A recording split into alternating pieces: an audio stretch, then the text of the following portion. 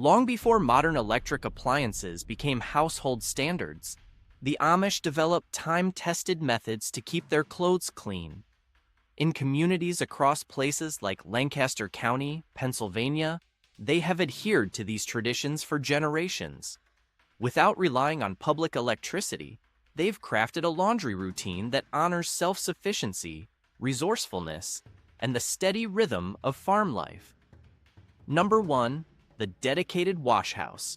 The interior design emphasizes well-organized work zones, ensuring that every movement feels purposeful and efficient. Floors are frequently constructed from smooth, water-resistant planks, carefully treated to withstand repeated scrubbing, while raised edges guide excess water into discrete drainage channels that prevent stagnant puddles. Wall-mounted hooks hold sturdy wooden paddles and agitating sticks, freeing up floor space and allowing each tool to remain accessible. Nearby, shelves and cubbies store soap-making ingredients, spare wash basins, wooden stirring rods, and soft bristled brushes designated for delicate fabrics. Many incorporate wide-topped benches built at hip level to reduce strain on the back while scrubbing. Paneled windows, often positioned to filter in ample natural light, allow workers to spot lingering stains before rinsing and wringing. Some use retractable shutters that adjust according to weather conditions, keeping interiors airy and reducing moisture buildup. Alongside these windows, a simple venting mechanism near the rafters encourages a steady flow of fresh air, minimizing mildew and unpleasant odors. In some communities, a narrow recessed shelf above the main work area holds handmade bar soaps that harden evenly before use. Doors fit snugly into their frames to discourage insects, while gaps are sealed with natural materials to maintain cleanliness. Beneath the work surface, shallow troughs sometimes hold pre-soaked garments that await rinsing, ensuring a smooth transition between each stage of the washing process. Every detail, from the dimension of wash tubs to the height of shelving, is calibrated for comfort, ensuring that those who labor here encounter minimal fatigue and maximum efficiency. Number 2, the wringer washer's role.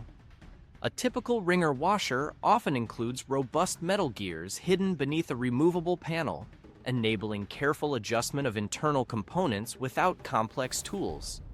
Certain models feature easily swapped roller assemblies crafted from vulcanized rubber, allowing consistent pressure distribution and reduced fabric snagging.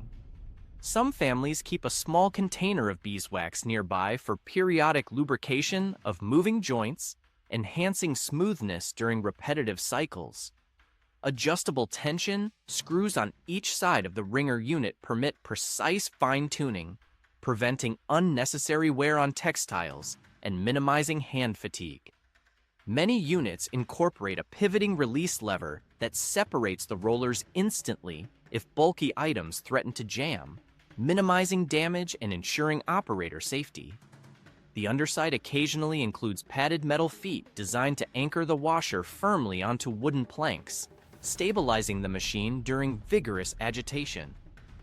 Some households store a selection of interchangeable wringer attachments that vary in groove depth, accommodating everything from lightweight linens to thicker blankets without straining the mechanism. In well-maintained washers, inner shafts remain straight and true through decades of use due to periodic inspections and the prompt replacement of any bent parts. Certain brands favored by communities feature easily accessible drain cocks that release used water swiftly, speeding up transitions between wash and rinse cycles. A few washers feature extra-wide rollers that grip heavier fabrics more evenly, preventing uneven moisture extraction. Special rust-resistant coatings on older parts have been reapplied by skilled tinkerers, preserving structural integrity and extending operational life.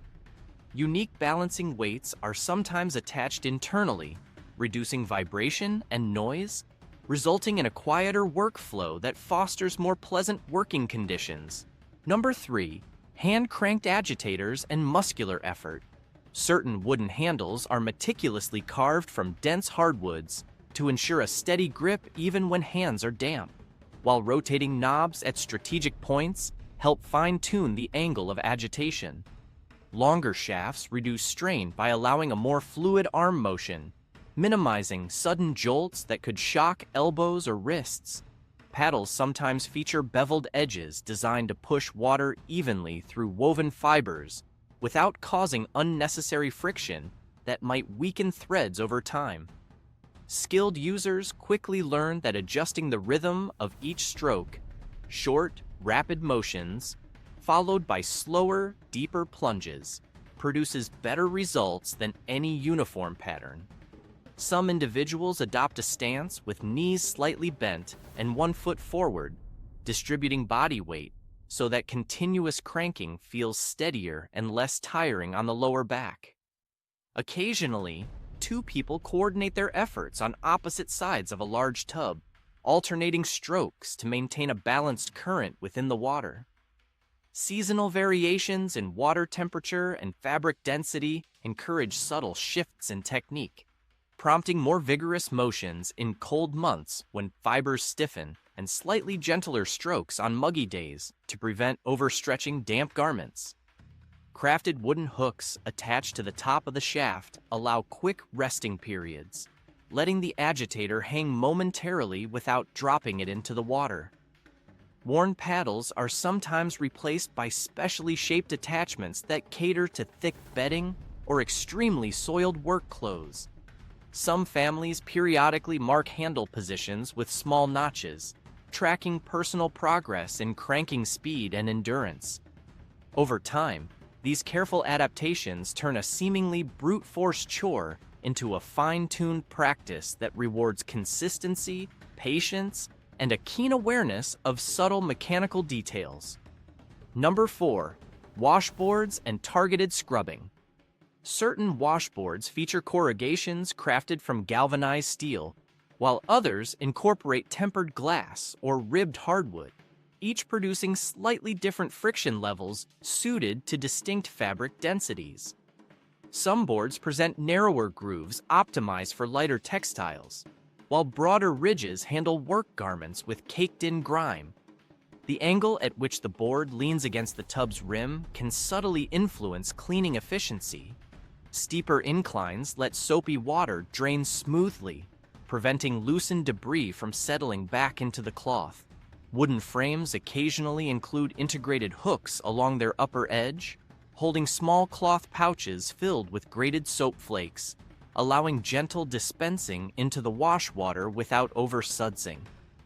Users may experiment with adjusting grip pressure and scrubbing patterns, employing circular motions to lift embedded soil, then switching to lengthwise strokes for grime trapped along fabric grain. Repeated passes pressed firmly against ridges gradually coax stubborn blemishes from weave fibers, while strategic pauses let dirt-laden foam rinse off as fresh water is splashed over the board's surface. Delicate items often require a careful balance between force and restraint, just enough friction to dislodge stains, but not so much as to fray threads. Temperature control also plays a role. Moderately warm water relaxes fibers, making the fabric slightly more pliable under ridged pressure.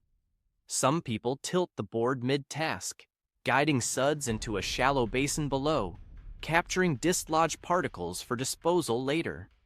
Experienced washers identify subtle squeaks and vibrations signaling that deep-seated grime has started to loosen, guiding them to continue until no gritty residue remains. Over time, these tactile cues become second nature, and the washboard transforms from a simple tool into a precise, responsive instrument tailored to each unique cleaning challenge. Number 5, homemade soaps and natural cleaners. Bar-shaped and carved wooden molds often incorporate finely ground herbal leaves for mild abrasiveness, while certain families experiment with grated dried citrus rinds to impart subtle brightening properties. Shaving small amounts of dried marigold petals into cooling soap batter can produce gentle coloring and introduce mild antiseptic qualities. Adjusting lye strength occurs by carefully straining wood-ash solutions multiple times until a specific floating egg test confirms desired potency. Some individuals prefer blending filtered leftover cooking fats with rendered beef tallow to achieve firmer bars that last through numerous wash cycles without crumbling. Others stir in finely crushed limestone dust, sifting it until particles reach a nearly powdery texture that helps maintain consistent pH levels and lift stubborn soils from dense fabrics. Short curing racks made from open lattice wood planks position bars so air circulates evenly, extending shelf life and ensuring each piece attains full hardness before use. In humid environments, rotating batches from one storage nook to another prevents dampness from softening cured soaps. Occasionally, a pinch of powdered orchard moss is stirred in to reduce odors absorbed from certain farm tasks. For oil-based stains, fine cornstarch blends with grated soap flakes in a shallow bowl, forming a friction-boosting paste effective against persistent grime. Adjusting water temperature during mixing influences. Saponification speed. Warmer water encourages faster blending of fats and alkaline components, while cooler temperatures slow the reaction, preserving subtle fragrances derived from infused herb extracts. Over time, families develop custom ratios that align with the challenges of their work, fine-tuning each ingredient until the final product suits their precise laundering needs. Number 6, structured sorting and multiple loads. They sometimes assign distinct baskets for each category, marking them with tiny stitched emblems that indicate whether items require extra soaking or immediate scrubbing. One basket might hold heavy canvas aprons stained with orchard residue, while another contains finer cotton head coverings that must remain pristine.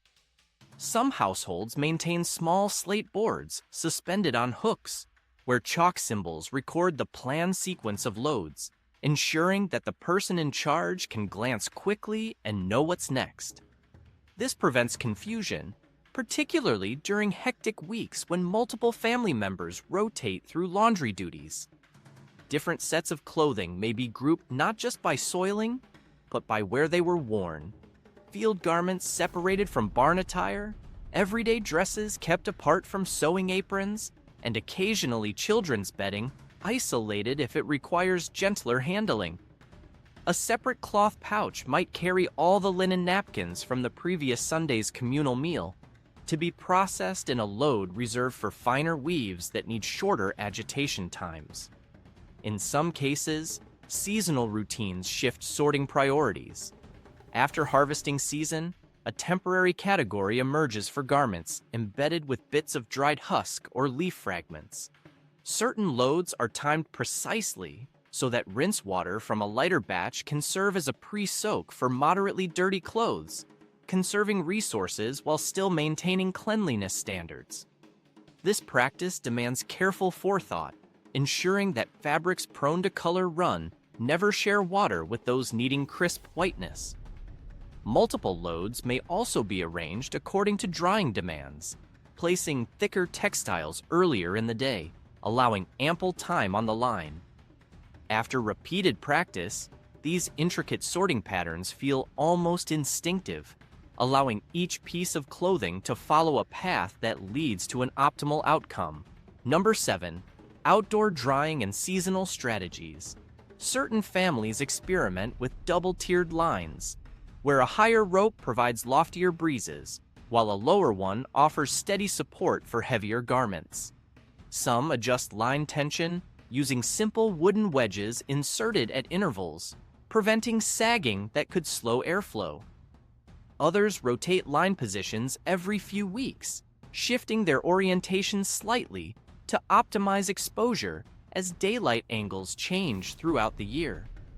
In warm months, lighter fabrics get positioned toward the outer edges, capturing the earliest sunlight, while denser quilts and aprons hang closer to the center, benefiting from longer direct rays. Specially carved clothespins with tapered ends and ridged grips reduce slipping, ensuring even weight distribution so that items dry evenly and quickly. When leaves begin to fall, a fine mesh draped beneath the line catches drifting debris, preventing stains from leaf tannins. During cool transitional periods, certain fabrics are hung in staggered layers, allowing circulated air to pass between them without trapping residual moisture. If sudden weather shifts occur, a simple pivoting pole can swing entire sections of the line beneath a protective overhang at a moment's notice. Winter months require additional creativity. Some rub a thin layer of beeswax along the rope to repel moisture, reducing ice buildup. On breezy days, heavier textiles are clipped at multiple anchor points to eliminate flapping that can stiffen damp fibers.